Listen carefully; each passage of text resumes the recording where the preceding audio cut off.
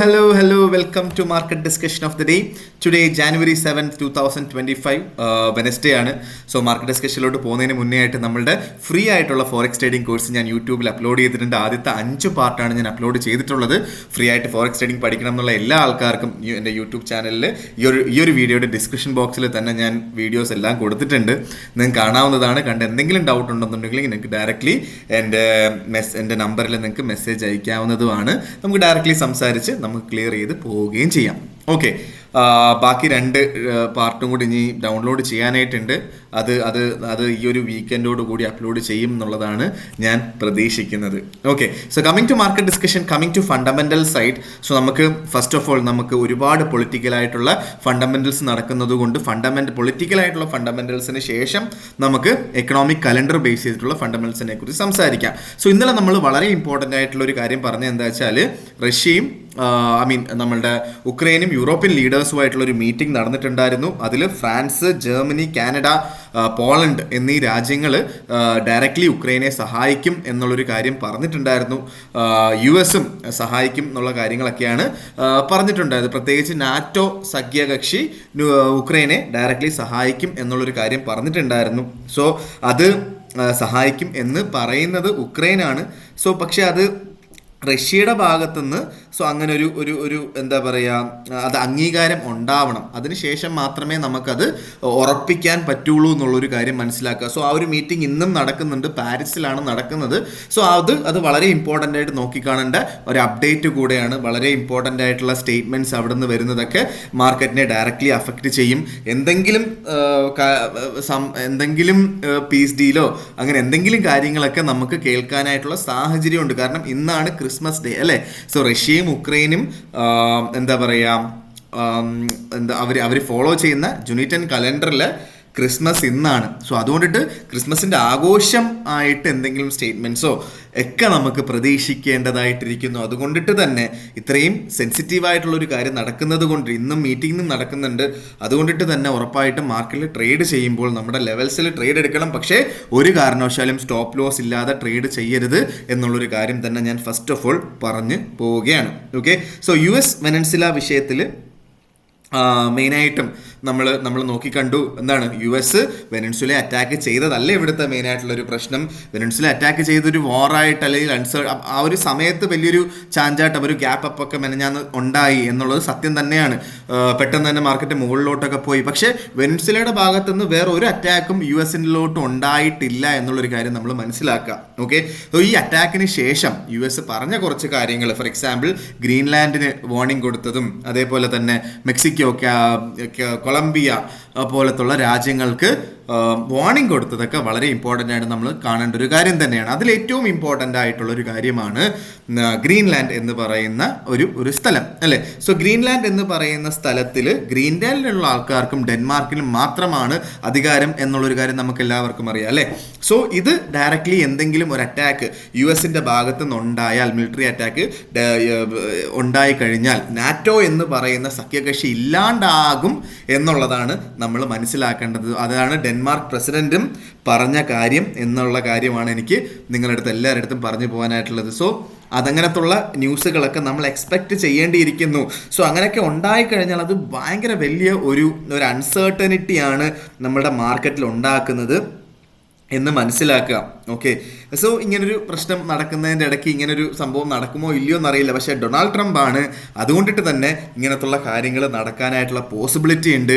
So ഭയങ്കര വലിയ ന്യൂസുകളാണ് ഇവിടെ നടക്കുന്നത്.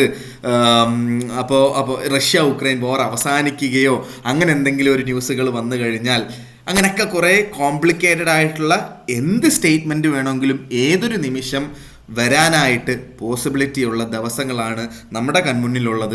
അതുകൊണ്ടിട്ട് തന്നെ ഒരു എന്തെങ്കിലും ഒരു വലിയ സ്റ്റേറ്റ്മെൻറ്റ് വന്നാൽ, നമ്മൾ പണ്ട് കണ്ടതുപോലെ $10-20 മൂവ്മെൻ്റ് ഒന്നും അല്ല ഗോൾഡിൽ ഉണ്ടാവാൻ പോകുന്നത്. $200-300 മൂവ്മെൻ്റ് ഒക്കെ, സിംഗിൾ ക്യാൻഡിൽസ് ഒക്കെ വരാനായിട്ടുള്ള പോസിബിലിറ്റി ഉള്ള സ്റ്റേറ്റ്മെൻറ്റ്സും കാര്യങ്ങളും നടന്നുകൊണ്ടിരിക്കുന്ന ഈ ഒരു സാഹചര്യത്തിൽ ഒരു കാരണവശാലും ട്രേഡിനകത്ത് സ്റ്റോപ്പ് ലോസ് ഇല്ലാതെ ചെയ്യരുത് എന്നുള്ളതാണ് എനിക്ക് ഏറ്റവും ഇമ്പോർട്ടൻ്റ് ആയിട്ട് നിങ്ങളുടെ അടുത്ത് പറഞ്ഞു പോകാനായിട്ടുള്ളത്.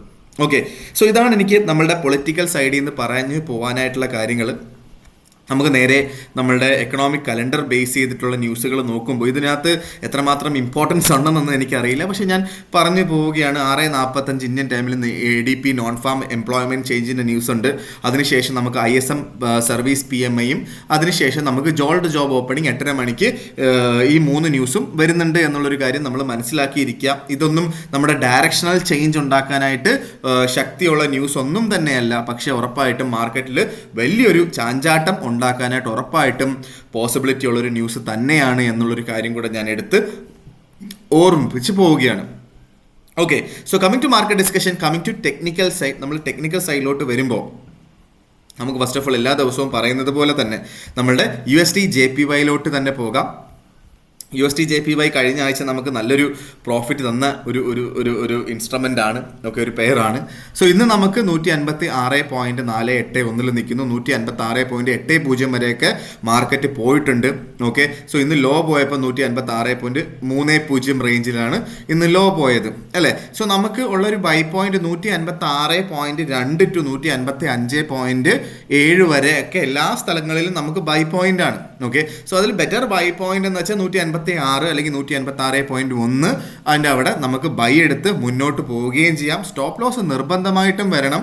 സ്റ്റോപ്പ് ലോസ് 155.40 താഴെയായിട്ട് നമുക്ക് കൃത്യമായിട്ട് സ്റ്റോപ്പ് ലോസ് ഇട്ട് പോവുകയും ചെയ്യണം USD JPY എന്നുള്ളൊരു കാര്യമാണ് എനിക്ക് ഫസ്റ്റ് ഓഫ് ഓൾ പറഞ്ഞു പോകാനായിട്ടുള്ളത്. ഓക്കെ, സോ നേരെ നമ്മളുടെ യൂറോയിലോട്ട് വരുമ്പോൾ യൂറോ ഇന്നത്തെ ദിവസം തൽക്കാലം ട്രേഡ് ചെയ്യണ്ട എന്നുള്ളതാണ് ഞാൻ ഇന്നലെയും പറഞ്ഞത്. ഇതിനകത്തൊക്കെ ഒരു തീരുമാനമായതിനു ശേഷം മാത്രം നമുക്ക് ട്രേഡ് എടുക്കാം.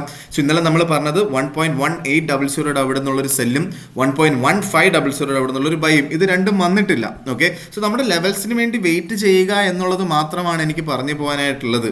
ഓക്കെ, സോ യൂറോയിൽ നമുക്ക് ഇപ്പം തൽക്കാലത്തേക്ക് മാറി നിൽക്കാം. ഈ ഒരു കിട്ടി 1.1500 അവിടെ കിട്ടിക്കഴിഞ്ഞാൽ അവിടുന്ന് ബൈ ചെയ്യാം. 1.1800 അവിടെ കിട്ടിക്കഴിഞ്ഞാൽ അവിടുന്ന് സെല്ല് ചെയ്യാം എന്നുള്ളൊരു കാര്യം മാത്രമാണ് എനിക്ക് യൂറോയിൽ പറഞ്ഞു പോകാനായിട്ടുള്ള ഒരു ഓപ്പർച്യൂണിറ്റി. അല്ലാത്ത പക്ഷം യൂറോയിൽ നിന്ന് കംപ്ലീറ്റ്ലി മാറി നിൽക്കുക എന്നുള്ളൊരു കാര്യമാണ് എനിക്ക് പറഞ്ഞു പോകാനായിട്ടുള്ളത്. ഓക്കെ, സോ നേരെ നമ്മൾ GBPയിലോട്ട് വരുമ്പോൾ GBP 1.3493 നിൽക്കുന്നു. ഓക്കെ, സോ മെനഞ്ഞാന്ന് നമ്മൾ പറഞ്ഞൊരു ഓപ്പർച്യൂണിറ്റി 1.3400 അടുത്തു നിന്നുള്ളൊരു ബൈ, ആ ഒരു ബൈ എൻട്രി ഇന്നലെയൊക്കെ ഓൾമോസ്റ്റ് 150 പിപ്സിൻ്റെ പ്രോഫിറ്റാണ് നമുക്ക് തന്നിട്ടുള്ളത്. ഓക്കെ, സോ GBPയിൽ ഇനിയും നമുക്ക് 1.3400 അവിടെ കിട്ടിക്കഴിഞ്ഞാൽ അവിടെ നമുക്ക് ബൈ ചെയ്യാം എന്നുള്ളതാണ് എനിക്ക് പറഞ്ഞു പോകാനായിട്ടുള്ളത്. പക്ഷേ നമുക്ക് ഇന്ന് നമ്മൾ ക്യാൻഡിൽസ് നോക്കിക്കഴിഞ്ഞാൽ മിക്ക ക്യാൻഡിൽസും 1.3500 മുകളിൽ തന്നെ ആയിരുന്നു. സോ ഇന്ന് അവസാനിക്കുന്നത് 1.3500 മുകളിലും നാളെ രാവിലെ ഇന്ത്യൻ ടൈമിംഗ് 7:30 മണിക്ക് 1.3500 മുകളിലും ആണ് എങ്കിൽ നമുക്ക് 1.3500 മുകളിൽ നിന്ന് തന്നെ നമുക്കൊരു ബൈ എൻട്രി എടുത്ത് മുന്നോട്ട് പോവുകയും ചെയ്യാം എന്നുള്ളൊരു കാര്യമാണ് എനിക്ക് GBPയിൽ പറഞ്ഞു പോകാനായിട്ടുള്ളത്. 1.3500 അവിടെ ബൈ ചെയ്യുന്ന ആൾക്കാർ 1.3440 താഴെയായിട്ട് സ്റ്റോപ്പ് ലോസ് വെക്കണം എന്നുള്ളൊരു കാര്യം നിർബന്ധമായിട്ട് പാലിച്ച് പോവുകയും ചെയ്യണം. ഓക്കെ, സോ നേരെ നമ്മൾ ഗോൾഡിലോട്ട് വരുമ്പം 4465 ഗോൾഡ് നിൽക്കുന്നു. ഓക്കെ, സോ ഈ ഒരു പോയിന്റ് ഓഫ് ടൈമിൽ നമുക്ക് എന്താണ് ചെയ്യേണ്ടതെന്ന് ചോദിച്ചാൽ നല്ലൊരു ലെവലിൽ കിട്ടണം. നമുക്ക് ഉറപ്പായിട്ടും മാർക്കറ്റ് അപ് ട്രെൻഡ് ആണ്, പക്ഷെ ഒരു റീട്രേസ് ചെയ്ത് താഴെ വന്ന് കിട്ടണം എന്നുള്ളതാണ് നമ്മൾ ഗോൾഡിൽ ഏറ്റവും ഇമ്പോർട്ടൻ്റ് ആയിട്ട് മനസ്സിലാക്കേണ്ട കാര്യം. ആ ഒരു ലെവൽ എവിടെയാണെന്ന് ചോദിച്ചാൽ 4430 അടുത്തൊക്കെ കിട്ടിക്കഴിഞ്ഞാൽ ഉറപ്പായിട്ട് നമുക്ക് അവിടുന്ന് ബൈ ചെയ്ത് മുന്നോട്ട് പോകാം. അങ്ങനെ ബൈ ചെയ്യുന്ന ആൾക്കാർ ടൈറ്റ് ആയിട്ടൊരു $15 സ്റ്റോപ്പ് ലോസ്, $15 സ്റ്റോപ്പ് ലോസും ഒരു $25 ടേക്ക് പ്രോഫിറ്റും എടുത്ത് മുന്നോട്ട് പോവുകയും ചെയ്യണം എന്നുള്ളതാണ് എനിക്ക് പറഞ്ഞു പോകാനായിട്ടുള്ളത്. ഓക്കെ, സോ $15 സ്റ്റോപ്പ് ലോസ് എന്ന് പറയുമ്പോൾ 4430 അവിടെ ബൈ ചെയ്യുന്ന ആൾക്കാർ 4415 താഴെയായിട്ട് കേട്ടോ, താഴെയായിട്ടെന്ന് പറഞ്ഞാൽ ഒരു $2-3 താഴെയായിട്ട് സ്റ്റോപ്പ് ലോസ് വെച്ചിട്ട് ഓക്കെ അതിൻ്റെ 1:1.5 റേഷ്യോയിൽ നമുക്ക് ടേക്ക് പ്രോഫിറ്റ് വെച്ച് പോവുകയും ചെയ്യാം നമുക്ക് ഗോൾഡിൽ എന്നുള്ളൊരു കാര്യമാണ് എനിക്ക് ഗോൾഡിൽ പറഞ്ഞു പോകാനായിട്ടുള്ള ഓപ്പർച്യൂണിറ്റി എന്ന് പറഞ്ഞു കഴിഞ്ഞാൽ.